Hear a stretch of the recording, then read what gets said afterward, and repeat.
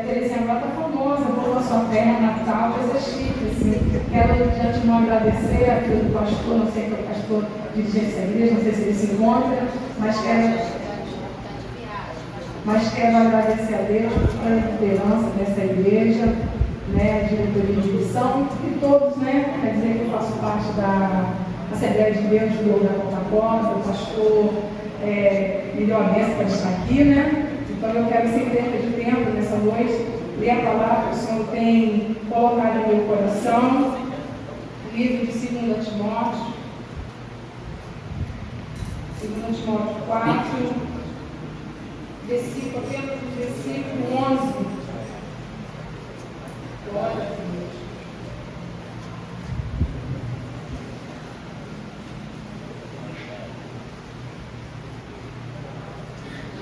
Os irmãos, não tem como falar de missão sem falar do apóstolo Paulo, né?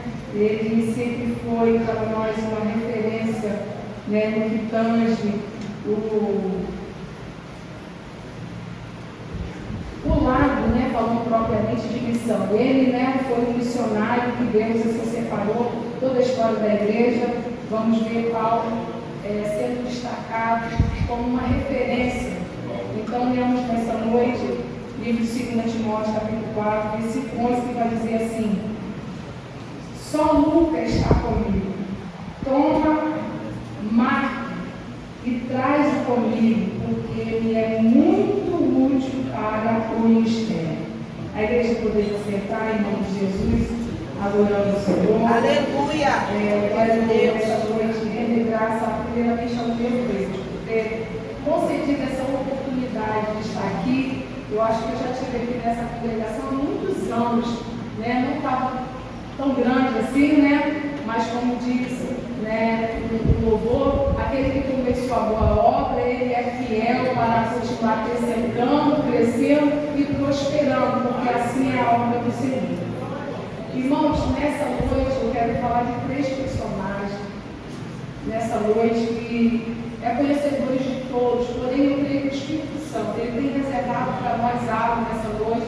Você é um culto missionário, então a gente vai transmitir aquilo que o Senhor já tem colocado no nosso coração a respeito do despertamento como servos do Senhor, filhos da promessa, uma vez que já fomos alcançados pelo Senhor.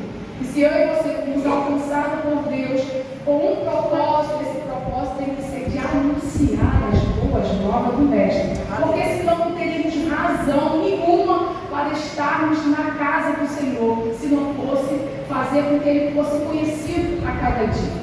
Então, nesta noite, eu quero falar de 3 personagens. Eu quero falar de Paulo, eu quero falar de Barnabé e eu quero falar de João Marcos. Né? A gente vai ver toda a história da igreja, como já foi dito nessa noite, a respeito do apóstolo Paulo. A gente vai ver, né, que antes dele ser Paulo, ele foi Saulo. A Bíblia diz que ele estava a caminho de Damasco e ele foi alcançado pela presença do Espírito Santo numa proporção tão grande que ele fez com que ele caísse de joelho e ele teve um encontro com Deus. E uma vez que alguém tem um encontro com Deus, eu estou falando com Deus, irmãos, verdadeiramente ele muda completamente. A Bíblia, nessa noite, eu quero de antemão dizer: o nosso Deus, ele conhece o nosso Deus. Porque o texto vai dizer que quando ele estava a caminho de Damasco, e perceba que quando ele estava a caminho de Damasco, ele era Saulo e ele estava indo com uma missão, porém essa missão era de perseguir os servos de Deus.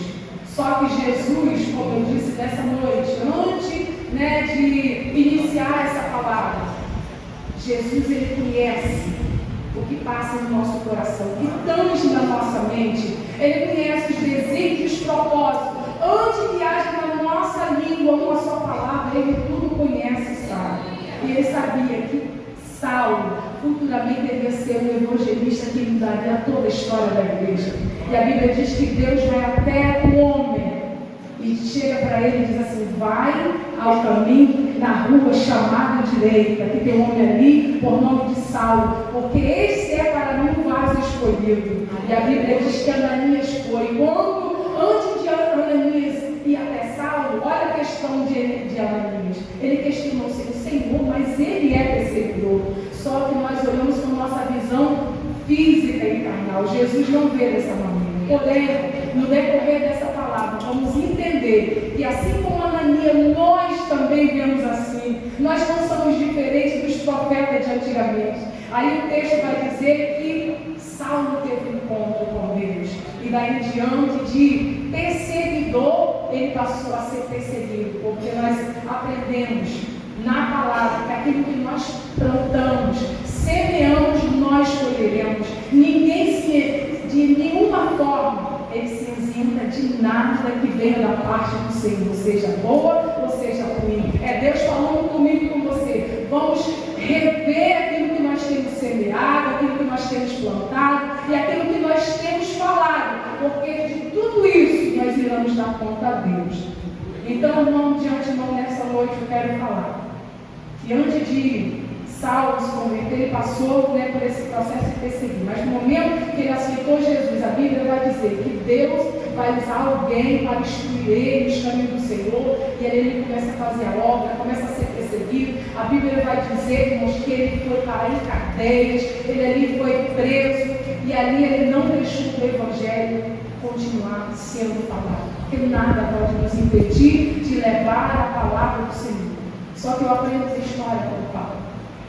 A Bíblia vai dizer que nesse processo aí que Paulo teve, esse encontro com Deus, essas perseguições que começaram a surgir na vida dele, a Bíblia diz que ele, preso em cadeias físicas, ele dizia: eu posso estar preso, mas a palavra que está dentro de mim, ela não vai ficar presa. Ele continuava falando da palavra, e a Bíblia diz que a palavra dele era anunciada ali dentro e percorria a todos, e era alcançada a todos.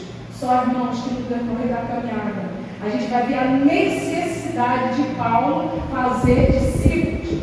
E aí a gente vai ver que todos nós que estamos aqui, um dia fomos alcançados por Deus, porque Deus usou de misericórdia conosco por intermédio de alguém. E aí eu quero nessa noite, eu quero entrar vamos dizer assim, no recheio dessa mensagem. Aquilo que o Espírito Santo já tem palestrado no meu coração, já tem falado. Quando o Senhor começa a usar Paulo, ele vai, por intermédio de Barnabé, esse homem, que coisa linda, irmão, quando eu comecei a ler sobre Barnabé. Que homem generoso, que homem bondoso. A Bíblia diz que ele vendia todas as suas propriedades missionárias para servir ao Senhor. E eu estou falando nessa noite, eu não estou falando só do físico, só do espiritual, só do material, não. Estou falando de um todo. Porque nós hoje vivemos num tempo que é fácil pregar o Evangelho, é fácil ofertar, é fácil falar, é fácil viver, muito fácil. Naquele tempo não era assim. Era com muita dificuldade. Era pelo preço da própria vida que era separado pelo Evangelho. Hoje em dia, no mundo que nós vivemos, no país que nós vivemos, não existe perseguição. Quem diz, não estou sendo perseguido, nada, mas se só um Deus que se levanta, é só para eu e você despertar, aleluia, porque Jesus está voltando. Perseguição aos nossos irmãos que vivem em outros países aí fora, onde o Evangelho é perseguido. Agora aqui não, nós vivemos no conforto, e muitas das vezes, irmãos, esse conforto, ele nos traz para a nossa vida espiritual. Se nós vivemos uma vida de constantemente busca, nós paramos por um momento e nos sentimos, às vezes, eu não sei você, mas às vezes quando eu paro, começo a meditar, eu me sinto assim, envergonhada, não do Evangelho, mas de mim mesmo. Por quê? Porque no tempo que eu não estou, irmão, fazendo conforme o Senhor determinou na palavra. Nós estamos vivendo num tempo, irmão, onde o comodismo tem tomado conta da igreja de tal forma que tudo para nós está favorável. Estamos muito, irmão, dispersos. Mas aí nós vamos olhar à luz da palavra e vamos ver pessoas que levantaram com um propósito. E deixa eu te dizer dessa noite, o propósito de Deus não foi nos levantar e sentar numa cadeira confortável num dia como hoje e vir só aqui para adorar, amanhã ir para o trabalho e a semana corre, domingo que vem estamos aqui de novo. Não é esse Evangelho que o Senhor nos chamou. É o Evangelho de confronto. É tempo de nós despertarmos como igreja para viver o ídolo do Senhor.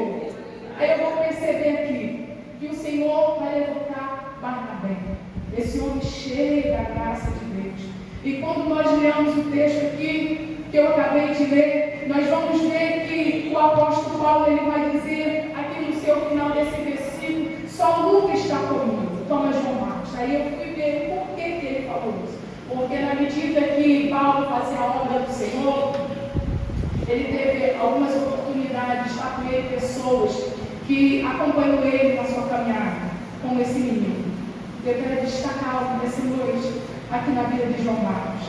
E eu quero trazer a consciência da igreja nessa noite para pensar comigo. Talvez eu não sei que você, nessa noite, qual é a parte da mensagem que você vai se encaixar.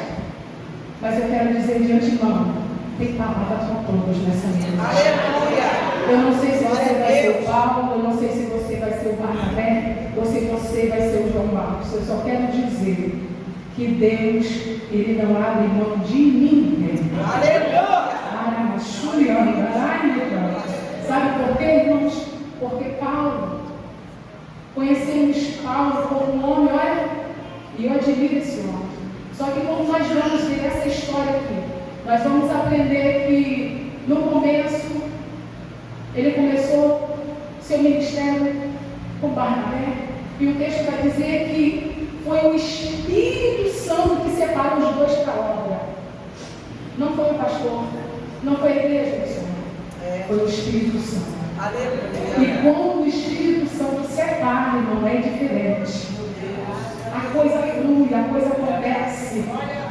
E vamos observar que João Marcos acompanhava Paulo nas suas missões. Sabe, irmãos, o João Marcos, aquele menino, até então ainda na fé, ele caminhava com Paulo, mas no decorrer da caminhada missionária, assim como comigo e com os demais irmãos, no decorrer da caminhada vamos encontrar obstáculo, perseguição, murmuração, desânimo, é normal tudo isso.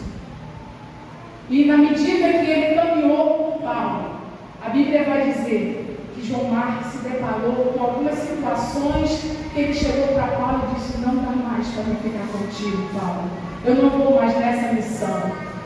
E aí ele foi para a casa da sua mãe, a irmã Maria. E aí vamos aprender que a irmã Maria, mãe de João Marcos, era uma casa, porque eu estudei essa palavra, essa mensagem, vamos aprender que a irmã Maria, mãe de João Marcos, é aquela Maria, onde quando Pedro estava preso na cadeia e a igreja fazia contínua oração por eles a Deus, vai ser na casa da irmã Maria que vão bater, dizendo: olha, Pedro foi solto, e uma menina, aleluia, diz que vai abrir a porta e se depara com Pedro, e alguém vai dizer: olha, é Pedro que estava fora. E alguém não vai acreditar, porque a oração tem esse poder de fazer algo que às vezes, quando você mesmo ora, às vezes você até duvida quando acontece. E João Marcos viveu nesse cenário, numa casa de oração, numa casa que tinha célula, que tinha intercessão, que tinha clamor, que tinha culto, que tinha palavra, que tinha adoração. Ele estava nesse ambiente. Ele não vivia num ambiente onde não era falado com o amor do Senhor. Ele estava enraizado, porque a sua mãe era uma mulher cheia da graça de Deus, uma mulher que se doava na obra do Senhor. Ele cresce nesse ambiente, num ambiente favorável, mas isso não impede, aleluia, de no decorrer do tempo, esse menino passar por um processo de, sabe, de ficar ali: Senhor, eu não consigo ir, eu vou voltar para a casa da minha mãe, porque eu sei que lá eu tenho cobertura. Porque muitas das vezes a gente se lança na obra de tal forma que chega o tempo missionário que às vezes a gente acha: meu Deus, eu não consigo mais. Só que quando é o Espírito Santo que separa, acontece o que acontecer, você não vai desanimar, você não vai retroceder. Só que aquele menino estava passando pelo processo, ele era novo, ele queria estar com Paulo, porém ele não estava ainda, vamos dizer assim, capacitado, ele não estava ainda habilitado a passar por aquele processo todo, mas ele queria aprender. Ele estava com Paulo, mas nesse exato momento ele chega para Paulo e diz: não posso mais nessa viagem, e voltou para a casa da sua mãe. Olha que interessante, igreja. Mas no passar do tempo, a Bíblia vai dizer que Paulo foi na viagem de Barnabé. E muitos milagres aconteceram naquela viagem. Diz que quando eles vieram, os dois, mas vieram contando tantas maravilhas do Senhor,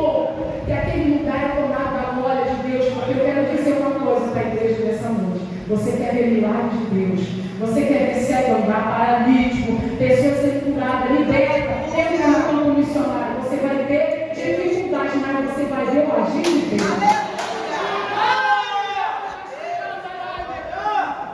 Se esse tempo me permitir, porque eu não quero sair da palavra, eu quero passar tudo aquilo que o Senhor me deu para falar para essa igreja.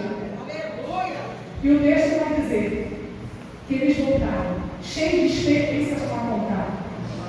E quando ele chegou, e João Marcos começou a ouvir tudo aquilo que aconteceu na viagem missionária, ele ficou tão maravilhado. E eu quero ver, missionário, que ele deve ter perguntado: meu Deus, por que eu não fui? Por que eu não desisti? Por que eu desisti? Porque é assim que acontece, não é? Quando a gente lança um desafio em algo no campo missionário, não vai acontecer isso, vamos fazer assim, dessa vez não dá, eu não posso, vou orar mais, não, olha, eu quero te chamar você para isso, não, dessa vez não ora mais. Mas quando Deus faz, porque é Deus que faz, você fala: hoje eu perdi, devia ter ido, perdi a oportunidade. E aconteceu com João Marcos dessa maneira. Aí nós vamos observar que, passado-se o tempo, tem uma outra viagem missionária. Aí o que acontece? João Marcos chega para Paulo e diz: Paulo, eu quero ir contigo. É onde talvez eu e você se encontrem nessa hora. Vai ligando aí, vai vendo aonde Deus está falando contigo. Porque quando João Marcos chega para Paulo e diz: Paulo, nessa viagem eu quero ir. Olha a resposta do homem de Deus. O homem que foi alcançado pela graça na totalidade como Paulo. Olha que Paulo vai chegar para João Marcos e vai dizer: não, comigo não. Você me abandonou na primeira, agora não tem mais vez não. Não dá não. Não é assim? Quando às vezes alguém fala, não, olha, comigo não dá não. Já me deixou uma vez, vai me deixar de novo. Aí Barnabé, aquele homem cheio da graça de Deus, aleluia, vai chegar para ele e diz assim: antes de Paulo dizer não, ele não ia. Olha, Barnabé já entra na frente e diz assim: não, você vai comigo, porque Barnabé era sobrinho. Ele: não, meu filho, você vai comigo. Aí Paulo diz: não, comigo não. E aí começa um desentendimento, porque na hora do Senhor acontece isso. Acontece essas coisas, não acontece, galera? Quando Paulo disse que Barnabé não ia, que João Marcos não ia, Barnabé disse: não, mas ele tem que ir conosco. Eu disse: não, não. Aí começa aquele desentendimento, e a Bíblia vai dizer que aí Paulo se aparta de Barnabé. E aí Paulo vai com Silas na viagem. Silas entra, né, numa área onde era outra área, e aí eles foram seguir para outro caminho. E a Bíblia diz que Barnabé fica com Marcos. E é muito interessante, porque Marcos vai chegar, né, para Barnabé, e Barnabé vai começar a conversar com ele, e ele vai dizer: meu tio, conta mais o que aconteceu nessa viagem. Assim, palestrando, para a gente entender. Conta mais o que aconteceu nessa viagem. Porque enquanto você estava fazendo a viagem, eu fiquei aqui aprendendo um pouquinho com Pedro. E Pedro começou a me falar do período de quando eu me converti. E surgiu um flash na minha mente de quando eu era mais perseverante, quando eu buscava mais, quando eu estava mais ativo na obra. Fez eu me lembrar de quando eu me doava mais, e eu entendi que eu não posso ficar fora da missão e dar mais uma oportunidade. Ai,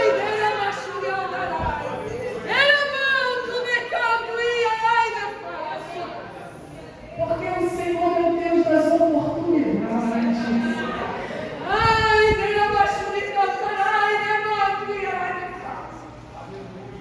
O Deus que nos alcançou é o Deus das oportunidades.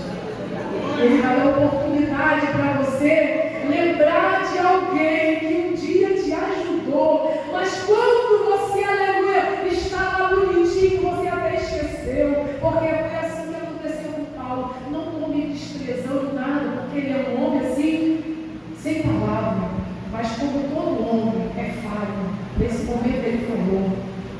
E eu quero até crer, a Bíblia não diz isso não, Mas o Espírito Santo não me impede de pensar dessa forma.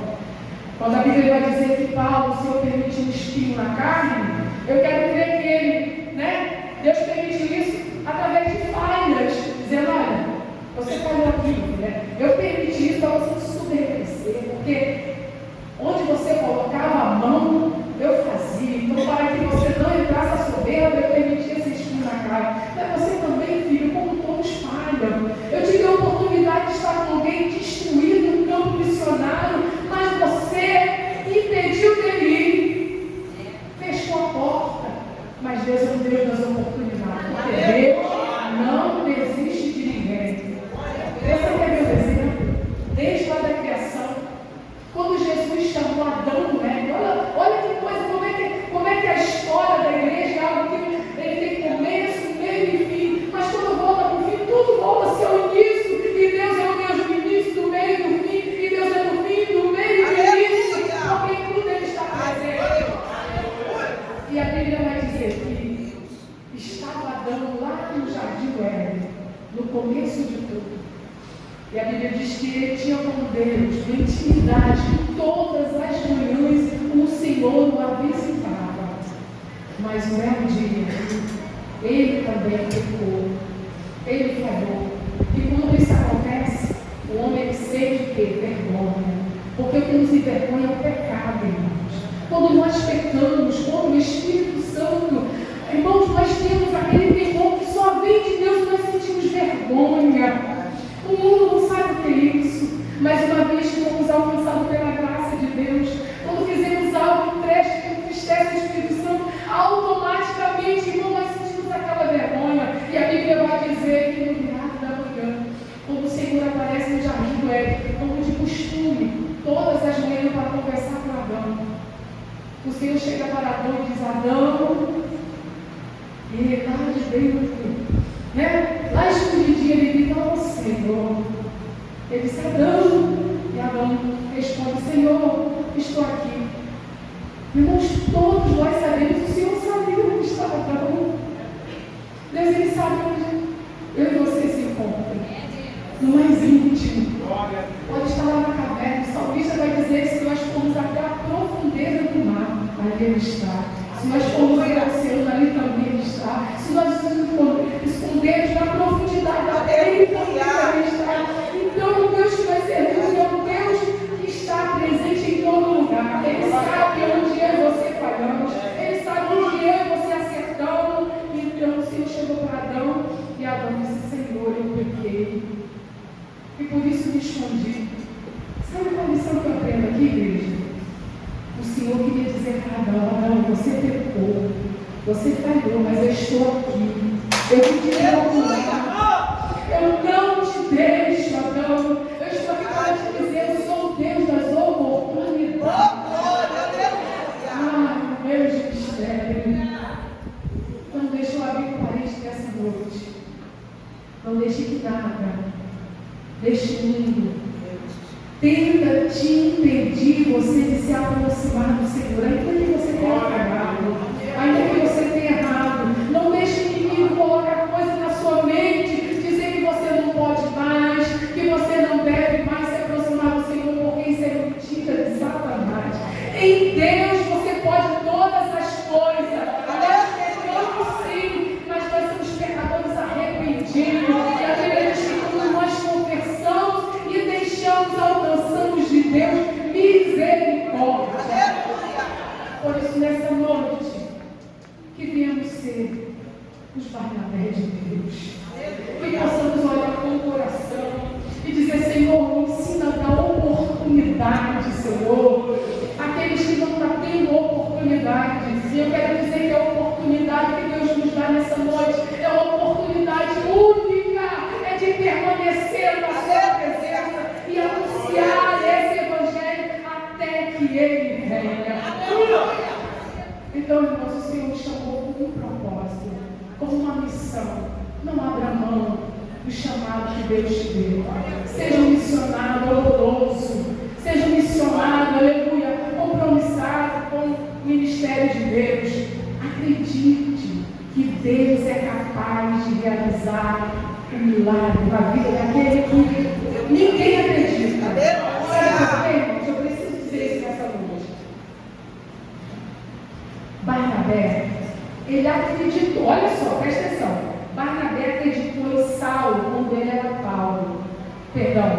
Barnabé acreditou em Paulo quando ele era Saulo. E quando Paulo era Paulo, ele não acreditou em João Batista. Olha só, o homem, quando ele não era nada, alguém acreditou nele.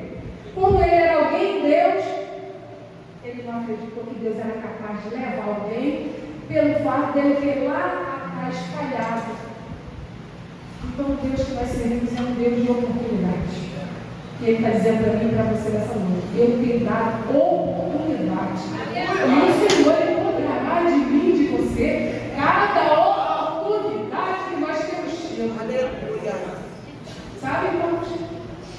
Eu quero rapidamente contar. Isso é padrão de Deus, sabe? Se eu tenho dado uma oportunidade pela misericórdia de Deus, eu faço parte dos grupos missionários. Semeadores missionários, qual é a minha líder, né? Missionário Luzia Ramos e pastor Emerson, né? E aí a gente tem a oportunidade de fazer obras no sertão, já viajamos em alguns lugares, de caravanas missionárias. E também quando a gente tem a oportunidade, a gente vai para outros grupos, né? E há 2 anos atrás eu tive a oportunidade de ir para o pastor Anchieta, não sei se alguém me conhece, e a missionária Neymar, a gente foi em Patu, Rio Grande do Norte. E aí, irmãos, antes de fazer essa viagem, era um período assim de janeiro, eu trabalho, né, nessa área, quem trabalha nessa área, né, a área do Cabo sabe que a área do turismo, janeiro é um mês que, é aquele mês que você guarda, né, um pouquinho para aqueles meses que não tem. Aí surgiu esse desafio. Olha, a gente vai para a caravana, mas é janeiro, Jesus. Mas janeiro, Senhor, vocês é janeiro. Porque a gente quer receber o melhor de Deus, mas não queremos dar o melhor para Deus. Olha, Senhor, está certo, é janeiro, Senhor, na data é janeiro. E aí eu comecei a orar em toda essa viagem. E pela madrugada, o Senhor me dava uma visão com o Senhor. Eu nunca vi uma coisa tão real acontecer na minha vida. Eu conquisto a glória de Deus com temor, porque Deus é um Deus que faz milagre. Quando eu me converti, irmãos, mais ou menos uns 30 e poucos anos atrás, pela misericórdia do Senhor, congrego na mesma congregação, desde o antes do Morro da Coca-Cola. E quando eu estava orando, né, para ir para essa viagem, pela madrugada, o Senhor me dava uma visão de um moço. Esse moço era de estatura média, né, média assim para baixo, um pouquinho mais que esse tamanho ali, mas baixinho pouca coisa. Bem claro, calvo assim, né? E o Senhor me dava uma visão para aquele moço, e eu vi aquele moço, olhava para ele, e o Senhor dizia assim: ele é surdo e mudo. Acordei com aquele surdo e mudo, só que sai da minha mente, surdo e mudo. Mas assim, eu via ele não me preparando. Acordei por ele, aí Deus, eu quero dizer para essa igreja nessa noite: quando você for orar para Deus, em prol de algo, seja seleto naquilo que você fala com Deus, porque quando nós colocamos diante do Senhor algo que é ligado no reino, minha filha, na certa coisa acontece. Mas é certeiro mesmo. E Deus não mudou, não. Eu falava com o Senhor: Senhor, eu te sigo já há algum tempo, mas quando eu me converti, eu vi milagres acontecer, eu vi o paralítico andar, a pessoa era curada, gente batizada, o Senhor mudou, mas era tão diferente. Senhor, fazendo algo marcante nessa viagem. E aí comecei a orar, e isso me deu essa visão de madrugada. E aí eu fiquei com aquilo na mente, e eu falei para Deus 3 coisas. Eu falei: Senhor, eu vou nessa viagem, Senhor. Não é porque assim, a gente tem intimidade, não é colocando na parede, não, sabe? Mas assim, a gente tem que ser alerta, a gente tem intimidade com o pai, você não conversa com o seu pai direto, você fala: ó, pai, é assim, né? Com Deus também, mano, tem que ter essa, né? E eu falei para o Senhor: Senhor, eu não conheço as pessoas que vão nessa viagem, sei que vai muitas mulheres de Deus, e a gente vai ficar no alojamento, né? Lá só varão, só varou. Então, Senhor, eu só quero fazer um pedido específico. Senhor, o quarto que eu ficar, coloque só mulheres de oração, consagração. Falei para Deus isso, porque a mulher que trabalha com círculo de oração, Senhor, eu quero te pedir isso. Olha, mas não vai ver uma coisa tão linda. O Senhor me colocou com 3 irmãs que eram líderes de círculo de oração. Aleluia! 3 irmãs que eram líderes do círculo de oração. Aí você já sabe, né? Irmã líderes de oração quando reúnem, o que elas fazem? Ora. E quando você ora, faz o quê? A dimensão era outra. E aí, de madrugada, irmão, de madrugada, energia. Era oração, era visão, era mistério acontecendo. E a primeira coisa que eu falei para você, não esquece, irmão, o Senhor me deu uma visão assim, assim, assim. Falei para as 3 irmãs. Chamei o líder, falei, ó, o Senhor me deu uma visão assim, assim. Olha só. A gente ficou há 7 dias.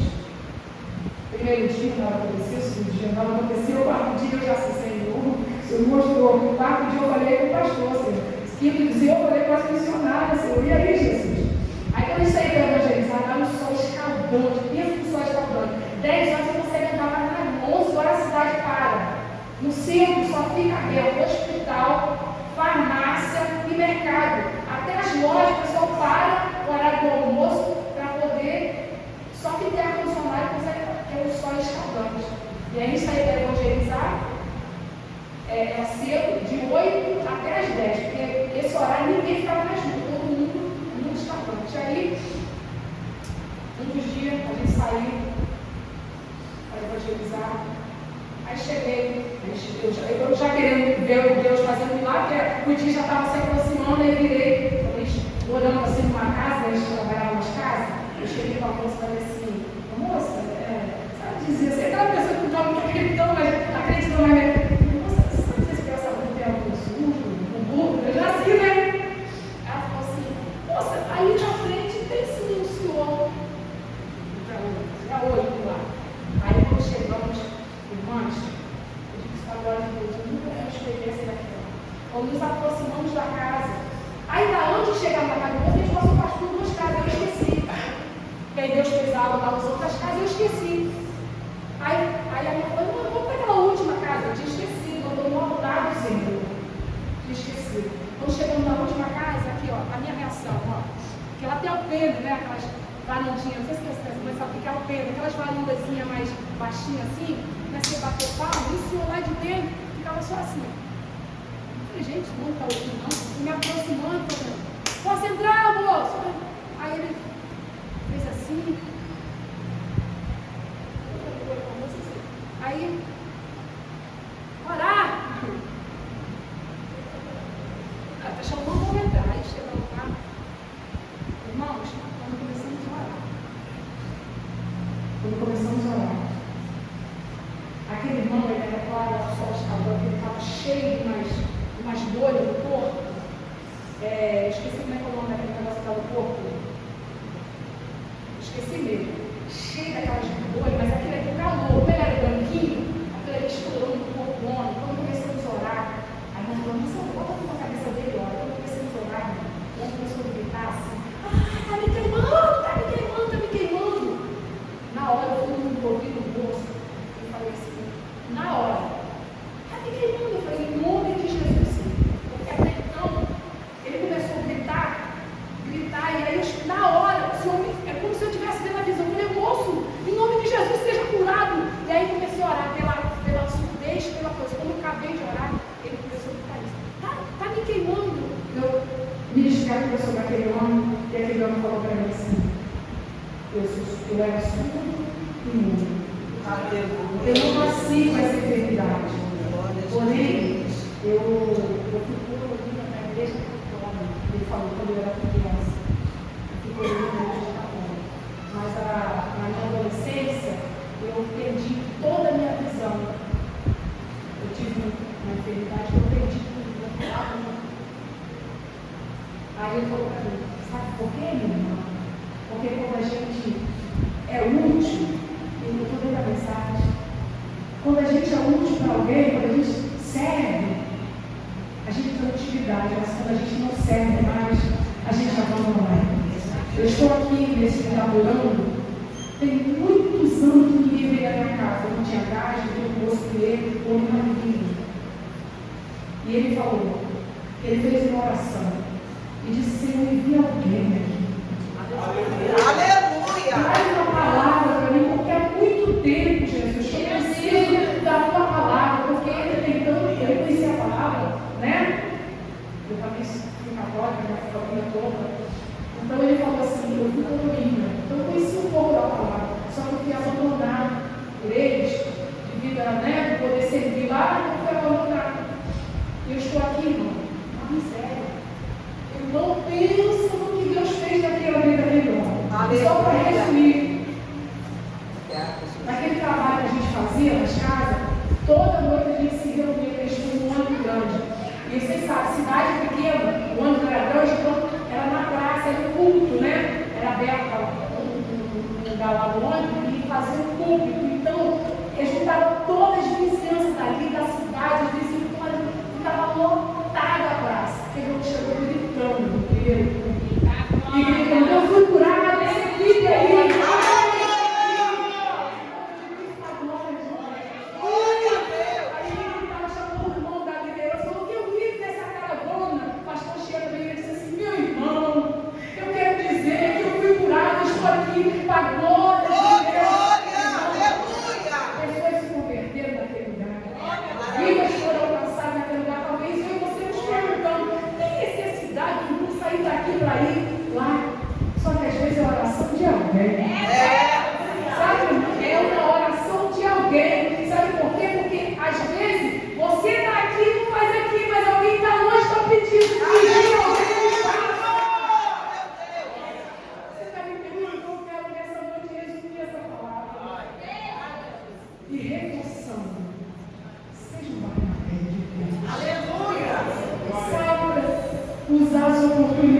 Deus tem te dado, dizer, Senhor, eu quero ser útil na obra do Senhor. Sabe por quê? Só finalizando aqui, o texto vai dizer que esse mesmo Paulo, no final já da sua caminhada, antes de ele partir para o Senhor, ele sentiu que ele estava perto já de partir, e a Bíblia diz que ele chamou alguém ali onde ele estava, na prisão. E esse homem, ele pediu 3 coisas, né? Que foi o que eu li nessa noite. Ele vai tirar essas 3 coisas dele. Primeiro, traz a minha carta. Sabe por quê? A carta dele representava algo muito espiritual. Mas eu quero dizer que a carta que eu e você carregamos não é uma carta, aleluia, que vai fazer nada na vida de alguém, porque a carta que nós carregamos é a carta do pecado, isso não nos pertence mais. Aleluia! A glória é a graça de Deus. Então deixa eu dizer que Paulo disse, traga a minha carta. Depois ele disse também, traga também os meus pergaminhos, ou seja, as escritas do decorrer da minha mensagem. E depois ele disse também, traga também João Marcos. Aleluia! Aquele que não começa lá atrás, né, irmão? Porque a história, irmão, ela tem começo, meio e fim. E se um dia eu e você desprezamos alguém que no começo nos ajudou, o Espírito Santo vai fazer isso lá atrás, porque faz parte da sua história.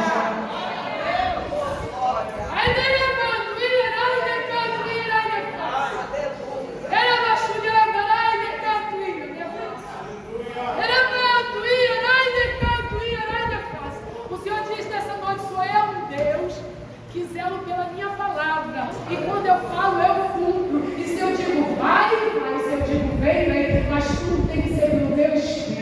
Ninguém pode desprezar aquele que o Senhor te chamou, ninguém pode desprezar aquele que o Senhor ordenou, ninguém pode desprezar aquele que o Senhor, aleluia, determinou algo na vida dele, porque nós quando olhamos com o nosso olhar físico, mas o Senhor olha com o olhar espiritual. Se o Senhor fosse olhar para Pedro, aquele homem piedoso, aquele homem que quando falava, às vezes, na carne, no braço forte, Jesus não ia ver aquele Pedro convertido, que através de uma saudação, milhares de vidas aceitavam Jesus. Porque foi o Pedro que já foi transformado por Deus. Você está pensando que eu e você, para estarmos aqui, bonitinhos, sentando, adorando,